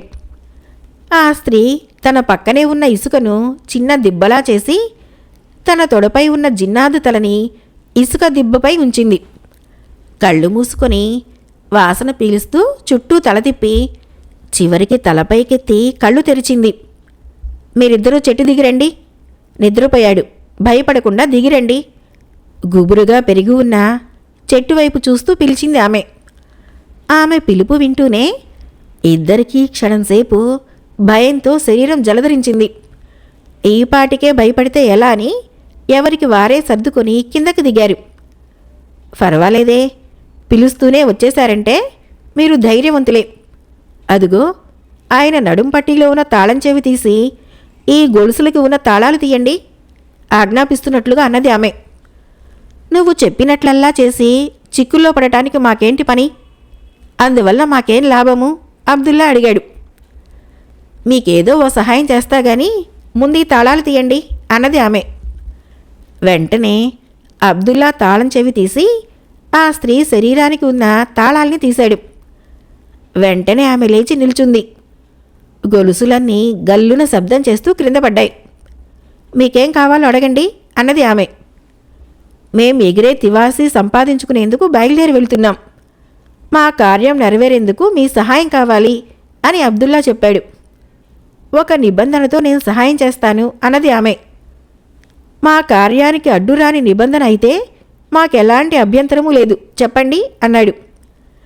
ఎగిరే తివాసీని సాధించుకొని వచ్చిన తర్వాత మీకా నిబంధన చెబుతాను అంటూ తన తలలో అలంకారప్రాయంగా ఉంచుకున్న సెగపిన్ను తీసి ఇస్తూ, మీకు జినీ కొండలకి దారి తెలుసా అని అడిగింది ఆమె. తెలుసు. ఈ సెగపిన్నుతో రాతి తాళం కప్పును తెరిచి వెళ్ళగలమా అని అడిగాడు అబ్దుల్లా. పర్వాలేదే, మీకు నిజంగానే దారి తెలుసునన్నమాట. ఈ సిగపిన్నుతో ఏ రాతి తాళమైనా తీయవచ్చును. కానీ లోపలికి ఒకేసారి ఇద్దరు వెళ్ళకండి. ఒకరు వెలుపల వేచి ఉండండి. లోపలికి వెళ్ళిన వారు ఆ రోజంతా రాకపోతే సూర్యాస్తమయం అయితే అతడిపైన ఆశ వదులుకొని మరుసటి రోజు సూర్యోదయం అవుతున్నప్పుడు రెండవ వారు లోపలికి ప్రవేశించండి. లోపల ఎన్నో మాయాజాలాలు ఉంటాయి. వాటన్నిటినీ పట్టించుకోక ముందుకు వెళితే అద్దాల గది ఎదురుపడుతుంది. అందులో ఎన్నో అద్భుతమైన వస్తువులు సూక్ష్మరూపంలో ఉంటాయి. మీరు దేనికోసం బయలుదేరి వెళ్లారో దాన్ని మాత్రమే తీసుకొని లోభత్వానికి లోనుగాక తిరిగి వచ్చేసేయండి. అద్దాల గదిలోకి తప్ప మరెక్కడా లోపల తల తిప్పి చూడకండి. అలా చూస్తే వెంటనే శిలగా మారిపోతారు. గుర్తుంచుకొని ప్రవర్తించండి. త్వరగా నా శరీరం పైన గొలుసులు ఉంచి ఆ తాళాలు వేసేసి తాళం చెవి ఆయన నడుం పట్టీలో ఉంచేసి వెళ్ళిపోండి అన్నది. ఇద్దరూ త్వరగా క్రిందపడి ఉన్న గొలుసులు ఆమె శరీరం పైన లోగడ ఉన్నట్లే ఉంచి తాళాలు వేసేశారు. తాళం చెవి జిన్నాద్ నడుం పట్టీలో యథాస్థానంలో ఉంచేశారు. ఆమె ఇసుక దిబ్బ చెరిపేసి బంధించబడి ఉన్న ఆ చేతులతోనే అతడి తల ఎత్తి తన తొడపైన మునుపటిలాగే ఉంచుకుంది. ఇంత జరిగినప్పటికీ మొద్దు నిద్రపోతున్న జిన్నాద్కి మెలకువ రాలేదు. స్నేహితులిద్దరూ ఖర్జూరపు చెట్ల దగ్గరికి వచ్చారు. గుర్రాలను విప్పి వాటిని సరస్సు దగ్గర వదిలి తాము నీళ్లు తాగారు. తమతో తెచ్చుకున్న ఆహారం తిని కాసేపు విశ్రాంతి తీసుకున్నారు. వింత చెట్టు కింద ఉన్న జిన్నాదు నిద్రలేచి ఆ స్త్రీని చిన్న బొమ్మగా చేసి ముక్కుపొడి డబ్బాలో ఉంచి నడుం పట్టీలో దాచుకొని సముద్రంలోకి భయంకర రూపంగా మారిపోతూ వెళ్ళిపోయాడు. ఇద్దరూ లేచి గుర్రాల్ని అధిరోహించి ప్రయాణం ప్రారంభించారు. మంచు రూపం వెళ్ళిన విధంగానే దారి చూసుకుంటూ వెళ్ళిపోయారు. సూర్యుడు అస్తమించే సమయానికి జీనీ కొండలు చేరుకున్నారు. సూర్యోదయ సమయంలో సిగపిన్నుతో అబ్దుల్లా ఆ రాతి తాళం తీశాడు. వెంటనే రాతిలో తలుపు ఏర్పడింది. తాళం చెవి అహ్మద్ చేతుల్లోకి విసిరేసి అబ్దుల్లా లోపలికి వెళ్ళిపోయాడు. తలుపు మూసుకుంది.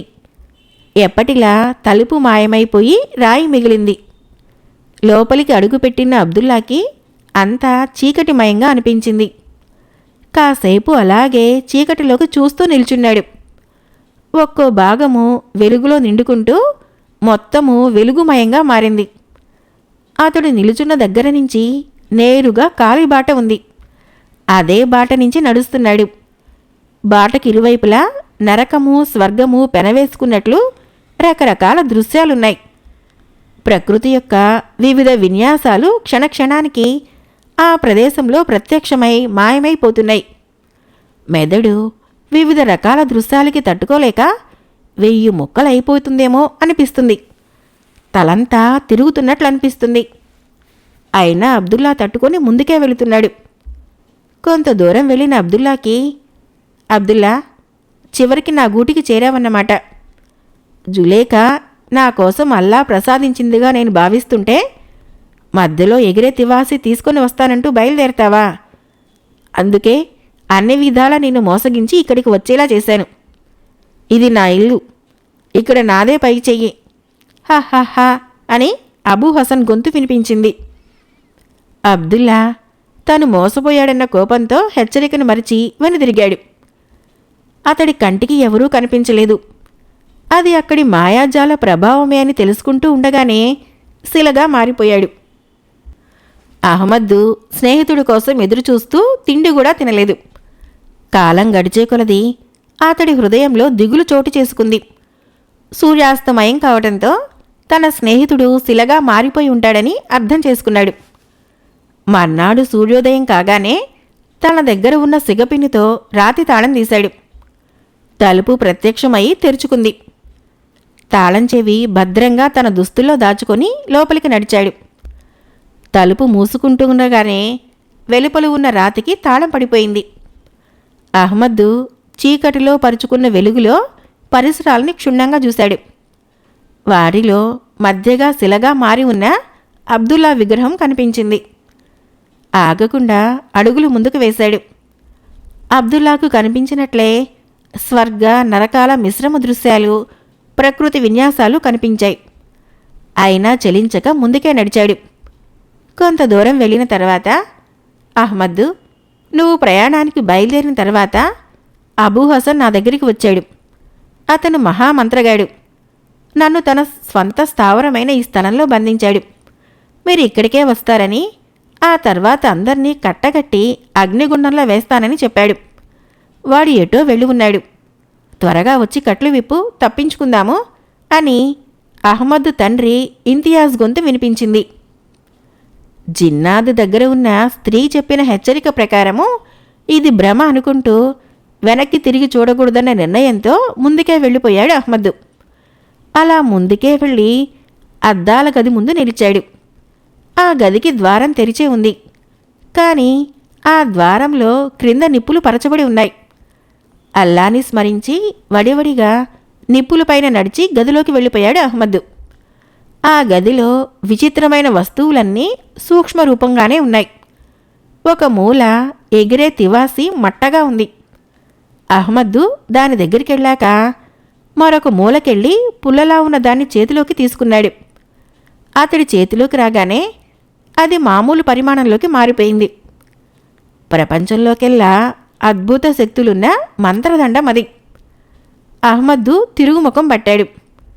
అతడికి గది గుమ్మంలో నిప్పులు కనిపించలేదు. వెలుపలికి వచ్చాడు. అక్కడ అబ్దుల్లా శిల తప్ప ఇంకేం లేవు. శిల దగ్గరికి వచ్చి మంత్రదండం తాకించి తన స్నేహితుడికి యథారూపం తెప్పించాలనుకున్నాడు మనసులో. అబ్దుల్లా తిరిగి మామూలు మనిషైపోయాడు. ఇద్దరూ రాతి తలుపు దగ్గరికి వచ్చి రాతి గడియ తీసి వెలుపలికి వచ్చారు. అహ్మద్ అబ్దుల్లాకు చేయవలసింది చెప్పి తాళం చెవి ఇచ్చాడు. మరునాడు సూర్యోదయ సమయంలో అబ్దుల్లా రాతి తాళం కప్ప తెరిచి లోపలికి వెళ్ళాడు. ఈసారి ముందు కన్నా భయంకరమైనవెన్నో కనిపించాయి. భయపడకుండా వెనక్కి తిరిగి చూడకుండా అద్దాల గదిలోకి నిప్పుల్లో నడుచుకొని వెళ్ళిపోయాడు. ఒక మూల ఉన్న సూక్ష్మ తివాసీ చుట్టను అందుకున్నాడు. అది యథాపరిమాణంలోకి మారింది. దాన్ని భుజాన వేసుకుని వెనుదిరిగి వచ్చేశాడు. రాతి తలుపు తెరుచుకొని విజయంతో వచ్చిన అబ్దుల్లాని అహ్మద్ కౌగిలించుకున్నాడు. 2 రోజులుగా ఇద్దరికీ అసలు తిండి లేకపోవటం వలన మంత్రదండం సహాయంతో పలు రకాల ఆహార పదార్థాలు సృష్టించుకొని తినసాగారు. అబూహసను తన మంత్రశక్తి సహాయంతో తన గురువుగారి ఆత్మను సాక్షాత్కారం చేసుకొని ఆ ఎగిరే తివాసి వివరం తెలుసుకున్నాడు. కాని ఆ రాతి తాళం కప్ప తెరిచే తాళం చెవి లేక లోపలికి ప్రవేశించలేక వెలుపలే ఎలుక రూపంలో అతడు పొంచి ఉన్నాడు. 3 రోజుల నుంచి ఇద్దరూ పడుతున్న అవస్థ చూస్తూనే ఉన్నాడు. ప్రస్తుతము ఇద్దరూ తిండి తినటంలో నిమగ్నమై ఉండటం చూసి తివాసి దగ్గరికి వచ్చాడు ఎలుక రూపంలోనే. కటకటమంటూ చిన్న ముక్కను వేరు చేశాడు. వెంటనే దానిపైన కూర్చున్నాడు. చిన్న ముక్క పెద్ద తివాసీగా మారిపోయింది. అబూహసను ఎలుక రూపంలో నుంచి యథారూపంలోకి వచ్చాడు. తివాసీ పైకి లేచింది. తలెత్తి చూసిన అహ్మద్ అదిరిపడ్డాడు. అబ్దుల్లా పక్కనే ఉన్న తివాసీ కాక అబూహసన్కి ఉన్నట్టుండి మరో తివాసీ ఎక్కడి నుంచి వచ్చిందో అర్థం కాలేదు. మంత్రదండము అతడి చేతుల్లోనే ఉండటంతో జరిగింది క్షణంలో మంత్రదండం నుంచి తెలుసుకున్నాడు.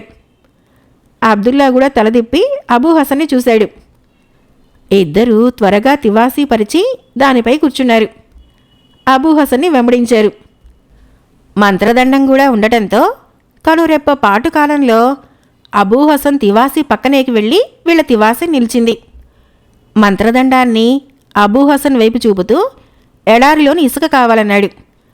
అబూహసను ఇసుకగా మారి ఎడారిలోని ఇసుకలో కలిసిపోయాడు. ఎగిరే తివాసీని ఎన్ని ముక్కలుగా చేస్తే అన్ని తివాసీలుగా మారిపోతుంటుందని అర్థం చేసుకున్నారు. అబ్దుల్లా అహ్మద్తో 2 తివాసీలు వేగంగా వచ్చి నడినెత్తి పైకి సూర్యుడు వచ్చి ఉన్నప్పటికీ వింత చెట్టు దగ్గరికి వచ్చారు. ఆ పాటికే జిన్నాదు చెట్టు క్రింద నిద్రపోతున్నాడు. బంధనాలతో విచారంగా దిక్కులు చూస్తున్న ఆమె ముందు 2 తివాసీలు క్రిందకి దిగి నేలపై నాగాయి. వచ్చిన వాళ్లను చూస్తూనే ఆమె ముఖం వికసించింది. అహ్మద్ తివాసీ దిగి జినాద్ దగ్గరికి వెళ్ళి అతడి నడుం పట్టీలో ఉన్న తాళం చెవి ముక్కుపడి డబ్బా తీసుకున్నాడు. ఇసుక దిబ్బ చేసి జిన్నాద్ తల దానిపై ఉంచి పక్కకు జరిగింది ఆమె. అహ్మద్ తాళాలన్నీ తీసేశాడు. గొలుసులన్నీ క్రింద పడిపోయినాయి. మంత్రదండము గొలుసులకి ఆంచి అహ్మద్ జిన్నాద్ని బంధించాలని అనుకున్నాడు. గొలుసులన్నీ జిన్నాద్ శరీరం చుట్టూ చుట్టుకొని తాళాలు బిగుసుకుపోయాయి. ఆ తర్వాత జిన్నాద్ చిన్న బొమ్మగా మారిపోయాడు. ముక్కుపొడి డబ్బాలో ఆ బొమ్మని ఉంచి మూత పెట్టేశాడు.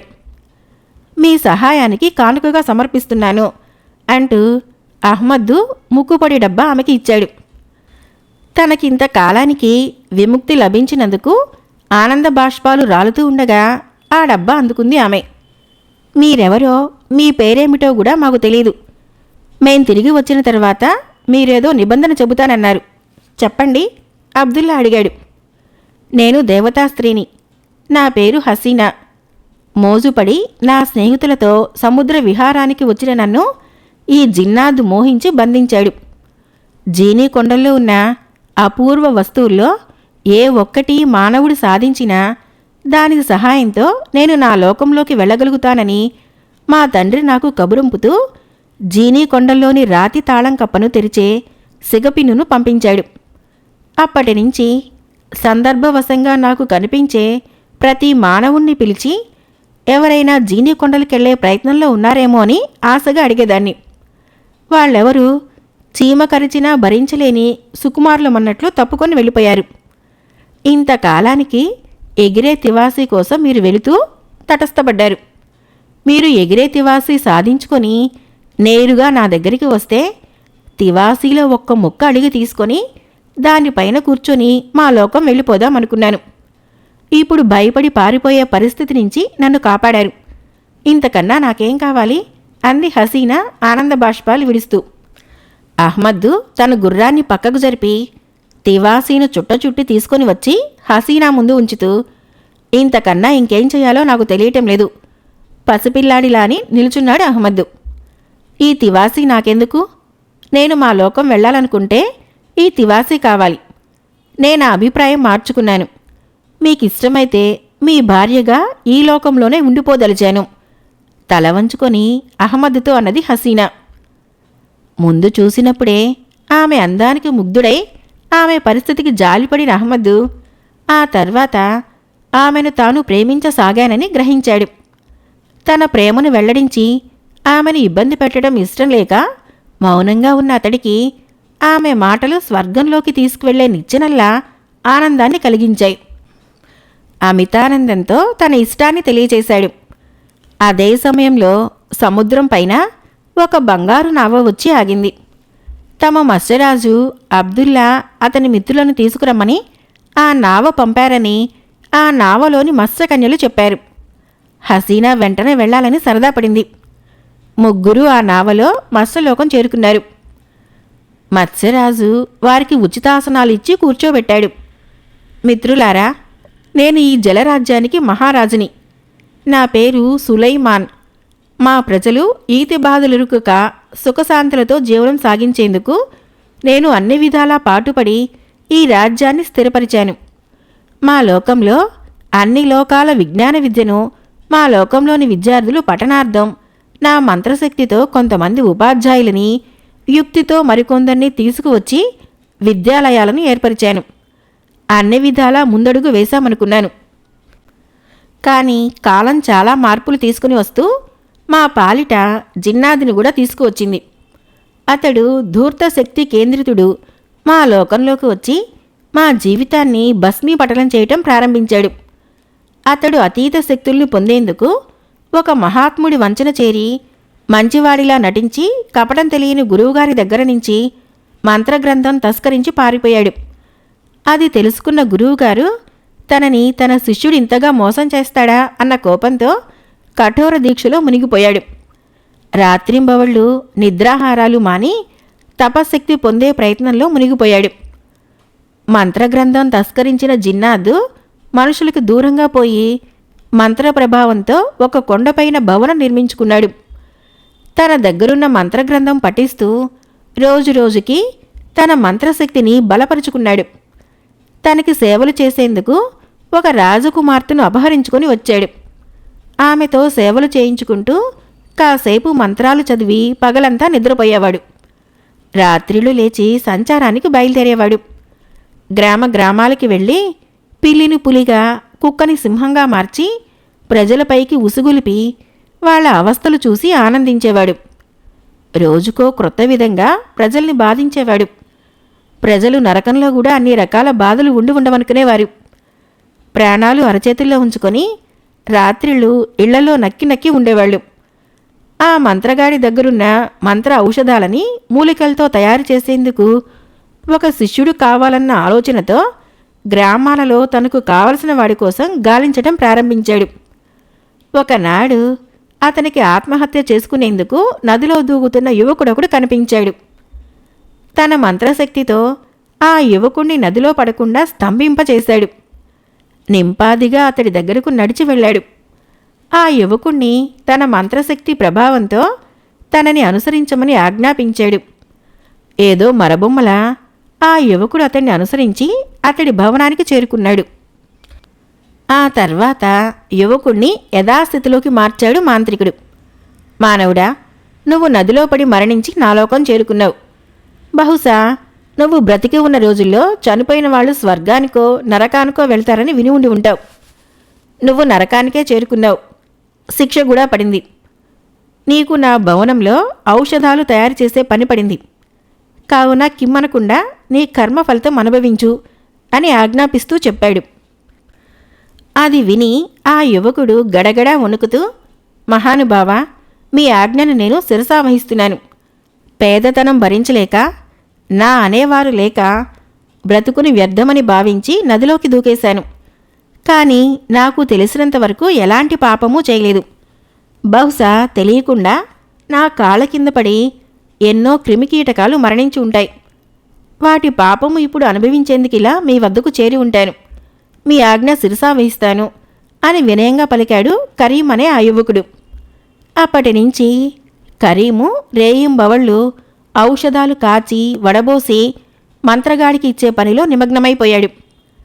ఇదంతా గమనిస్తూనే ఉన్న రాజకుమార్తె జుబేదా సందర్భవశంగా కరీంను కలుసుకున్నది. మాంత్రికుడి మోసంలో అతడెలా చిక్కుకున్నది వివరించి చెప్పింది. తాను చనిపోయాక మాంత్రికుడికి చిక్కినందుకు మహా బాధపడి జుబేదానే సలహా చెప్పమన్నాడు కరీం. మాంత్రికుడి గదిలోని మంత్రగ్రంథంలోని మంత్రాలు చదివి మాంత్రికుడిని జయించమని ప్రోత్సహించింది. రాత్రిళ్ళు మాంత్రికుడు గ్రామాలపైకి విహారానికి వెళ్ళినప్పుడు గదిలోని మంత్రగ్రంథం చదవటం ప్రారంభించాడు. కొన్ని రోజులకి మంత్రాలని అర్థం చేసుకొని ప్రయోగాలు ప్రారంభించాడు. ఒకనాటి రాత్రి గ్రామాలపైకి బయలుదేరిన మంత్రగాడికి ఉరుముల శబ్దం వినిపించింది. కాలంగాని కాలంలో వర్షం ఏమిటా అని తలెత్తి చూశాడు. ఆకాశం నిర్మలంగా ఉండటంతో అర్థం కానట్లు నలువైపులా చూసి సందేహంతో తన భవనం ఉన్న కొండవైపుకు చూశాడు. కొండపైన ఉన్న తన భవనంలో నుంచే తన గదిలో నుంచే శబ్దాలు వస్తున్నాయని గ్రహించాడు. కంగారు పడుతూ తన భవనానికి వచ్చేశాడు. గుమ్మం దగ్గర జుబేదా కనిపించింది. వెంటనే ఆమె అరవకుండా ఉండేందుకు పిల్లిగా మార్చి గబుక్కున ఎత్తుకొని చంకన పెట్టుకొని వడివడిగా మెట్లెక్కి తన గది ముందుకు వచ్చాడు. అప్పటికే చంకన గింజుకుంటున్న పిల్లి పట్టు సడలించుకొని ఎగిరి దూకి గదిలోకి వెళ్ళి మియాం మియాం అని అరిచింది. మంత్రాలు చదువుతున్న కరీం టక్కున తన మంత్రసాధన పరిశీలనకి ఈ పిల్లి అమ్మాయిగా మారిపోవాలన్నాడు. వెంటనే పిల్లి రూపంలో ఉన్న జుబేదా యథారూపంలోకి వచ్చింది. మంత్రగాడు వచ్చేశాడు అంటూ కేకలేసింది. మంత్రగాడు గది గుమ్మానికి అడ్డంగా నిల్చున్నాడు. నా మంత్రగ్రంథం ముట్టుకున్నందుకు నేను నలిపి నాశనం చేసేస్తాను చూడు అంటూ కరీంను కాలి క్రింద పడేసి నలిపేందుకు తన శరీరాన్ని అఖండంగా పెంచాడు. గది పైభాగము పెళపెళమంటూ విరిగిపోయింది. ఏం చెయ్యాలో తోచని స్థితిలో ఉన్న కరీము గ్రంథంలో తనకి పనికి వచ్చే మంత్రం కోసం గబగబా వెతికాడు. కనిపించిన మంత్రము పనికి వస్తుందనుకొని పఠించేశాడు. వెంటనే అతడు చిన్న ఈగగా మారి గ్రంథంలోని అక్షరాలపైన వాలాడు. పర్వతంలా పెరిగి ఉన్న జిన్నాదుకు కరీం ఈగగా మారి గ్రంథం పైన అక్షరాలలో ఉన్నాడని తెలుసుగాని ఎక్కడ ఉన్నాడో కనిపించలేదు. అందువలన జిన్నాదు మంత్రం పఠించి సాలెపురుగుగా మారిపోయాడు. గ్రంథం పైన సాలెగూడు అల్లటం ప్రారంభించాడు. కానీ ఈగగా ఉన్న కరీము మంత్రగాడి అభిప్రాయం గ్రహించి చటుక్కున గ్రంథంపై నుంచి నేలపైకి వచ్చేసి యథారూపంలోకి మారాడు. దీక్షగా కరీంను బంధించేందుకు గూడలుతున్న మంత్రగాడిని చూస్తూనే ఆలస్యం కాకుండా గ్రంథాన్ని ఇరువైపులా పట్టుకొని బలవంతా ప్రయోగిస్తూ మూసేశాడు. సాలెపురుగుగా ఉన్న మంత్రగాడు నలిగిపోయాడు. జుబేదాను తీసుకొని నలిగిపోయిన సాలెపురుగును గ్రంథంలో నుంచి దులిపేసి గ్రంథాన్ని కూడా తీసుకొని భవనం వెలుపలికి వచ్చేశాడు కరీము. మంత్రగాడి మంత్ర ప్రభావము కొంత సన్నగిల్లి ఆ భవనము పెళపెళామంటూ నిప్పులు వెదజల్లుతూ పగిలిపోయింది. పగిలిపోతున్న తన భవనంలో నలిగి పడి ఉన్న మాంత్రికుడు తను హీనమైన స్థితిలో ఉన్నప్పటికీ మంత్రశక్తితో దగ్గర ఉన్న భూమిలో నుంచి చొచ్చుకొని పోయాడు. భూభాగానికి మరోవైపునున్న సాగరగర్భం చేరాడు. అతడి కంటికి మా జలరాజ్యం కనిపించింది. మనోబలంతో మా నగరం చేరాడు. మాయమాటలు చెప్పి తన శిష్యుడే తన దగ్గరున్న మంత్రగ్రంథం తస్కరించి తనని గాయపరిచాడని నా దగ్గర చెప్పాడు. అతడి మాటలు నమ్మి ఆశ్రయం ఇచ్చాను. భూభాగంలో జుబేదాను వివాహం చేసుకొని ఖలీఫాగా ఉన్న కరీం దగ్గర ఉన్న మంత్రగ్రంథాన్ని నా యుక్తితో నా వాళ్ళని పంపి సంపాదించాను. అది ఆ తాంత్రికుడికి నా స్నేహితానికి గుర్తుగా అని కానుకగా ఇచ్చాను. అప్పటినుంచి మాంత్రికుడు తన యథాస్వరూపం చూపడం ప్రారంభించాడు. అప్పుడు సందేహం వచ్చి కరీం దగ్గరకు నా వాళ్ళని పంపి అసలేం జరిగిందో తెలుసుకున్నాను. మాంత్రికుడు బ్రతికే ఉన్నాడని తెలుసుకుంటూనే కరీము జుబేదాలు తాంత్రికుడి గురువుగారి ఆశ్రమం చేరుకొని ఆయన సంరక్షణలో రహస్యంగా బ్రతుకుతున్నారు. గురువుగారి శక్తి సామర్థ్యాలు తెలిసి ఉన్న జిన్నాద్ అనబడే ఆ మాంత్రికుడు మా లోకంలోనే మహారాజుగా స్థిరపడిపోయాడు. మేమంతా అతడికి సేవకులుగా మిగిలాం. అతడు దేవతా స్త్రీని బంధించి ఉన్నాడని వినికిడి తప్ప ఆమెను మేమెవరమూ చూడలేదు. రోజు పగలు మధ్యాహ్న సమయానికి భూమిపైకి వెళ్ళి తిరిగి వచ్చేవాడు. అలాంటి జిన్నాదును మీరు బందీగా చేశారని భూలోకం నుంచి వార్తలు తెలుసుకొని నా సహోదరుడు కాసిం చూసి వచ్చి మాకు చెప్పాడు. మీకు మా కృతజ్ఞతలు తెలియజేసుకునేందుకు ఆహ్వానం పంపుతూ నావను పంపించాం. మీకు మా లోకంలోని వాళ్ళందరూ హృదయపూర్వకంగా కృతజ్ఞతలు తెలియచేసుకునేందుకు వేచి ఉన్నారు అని జలరాజ్యపు రాజు తెలియచేశాడు. తర్వాత అక్కడి విందులు వినోదాలు ముగిసిన తర్వాత హసీనా, అహ్మద్, అబ్దుల్లా తిరుగు ప్రయాణం గురించి జలరాజు దగ్గర చెప్పారు. ప్రయాణానికి అన్ని ఏర్పాట్లు జరిగాయి. ఎప్పుడు అబ్దుల్లా అతని మిత్రులు చూడనంత అందమైన నావ వాళ్ల ముందు ఆగింది. మానవులందరూ ఎప్పుడెప్పుడు జలలోకం వదులుదామా అన్నట్లు త్వరగా నావలోకి ఎక్కారు. అబ్దుల్లా, అహ్మదు జలరాజు గారి దగ్గర వీడ్కోలు తీసుకొని నావలోకి ఎక్కుతూ ఉండగా హసీనా చటుక్కున వెనక్కి తిరిగి రాజుగారి దగ్గరికి వెళ్ళి, మీరు మానవుల్ని విడుదల చేస్తున్నందుకు, మిమ్మల్ని ఆదరించినందుకు మా తరపున బహుమానము అంటూ జిన్నాదును బంధించి ఉన్న చిన్న డబ్బాని రాజుగారి చేతిలో ఉంచింది. దాని గురించి వివరంగా చెప్పింది. తిరిగి వచ్చి నావలోకి ఎక్కింది. నావ ప్రయాణం ప్రారంభించింది. సముద్రపు ఒడ్డున కొంత దూరంలో నావ ఆగింది. ముగ్గురు నావ దిగి ఒడ్డుకు చేరుకున్నారు. 2 తివాచీలపైన గుర్రాలతో సహా ముగ్గురు బాగ్దాదు నగరం వైపు ప్రయాణం ప్రారంభించారు. దర్బారులోకి 2 తివాసీలు వచ్చి వాలాయి. అందరూ ఆశ్చర్యంగా చూస్తూ ఉండగా అబ్దుల్లా తివాసీ పైనుంచి యువతలకి వచ్చి ఖలీఫాకి వందనం చేశాడు. ఖలీఫా, మీ ప్రకటన ప్రకారము, నా ప్రతిజ్ఞ ప్రకారము 1కి 2 ఎగిరే తివాసీలని మీ ముందు హాజరుపరిచాను. మీకిష్టమైనన్ని రీతిలో పరీక్షించండి. ఈ తివాసీ పైన కూర్చొని వెళ్లవలసిన చోటును మనసులో తలుచుకున్నంత మాత్రానే ప్రయాణం ఆరంభమవుతుంది. మీ పరీక్ష త్వరగా ముగిస్తే మేం మా దేశం వెళుతాం. మా ప్రతాపాన్ని కించపరుస్తూ మరెన్నడూ మీరు మాట్లాడకూడదనే అభిప్రాయంతో నేను ఈ తివాసీల్ని సాధించుకొని వచ్చాను అన్నాడు. అప్పటికే అంతఃపురంలోని వాళ్ళందరికీ అబ్దుల్లా వచ్చాడన్న వార్త అందింది.